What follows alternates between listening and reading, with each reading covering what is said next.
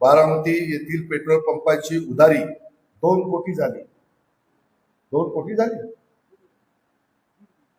तू कशाला उधार देतो? मी तुला जेलमध्ये टाकील. मी तुला सांगतोय, विश्वासने सांगितलं किंवा कुणी सांगितलं तर द्यायचं नाही.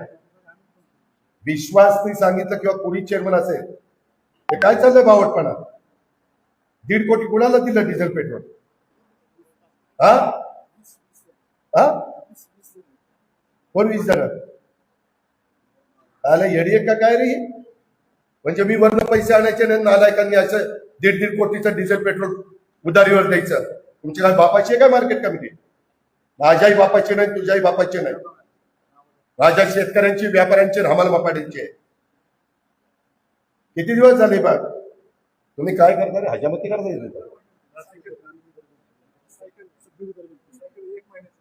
1 महिना नाही, 2 महिने नाही. मी पण पंप चालवतोय,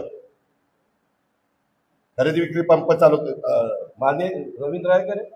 तुझी उधारी आहे का? कोणाची उधारी आहे? डायनामिक्सची ठीक आहे. डायनामिक्स कुठं पडून जाते? ते 1000 कोटीचा मालक आहे.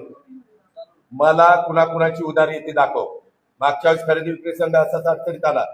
पुढाऱ्यांची उधारी झाली, एकाने भरली नाही, त्याची 101 प्रकरण करावे लागले. सर्वसामान्य माणसाकरता या संस्था काढल्या.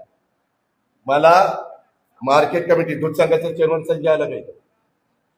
संजयला सांगा, यादव त्याचे पण 5-6 पंप झाले. कुणाची किती उदाहरणे मला कळलं पाहिजे.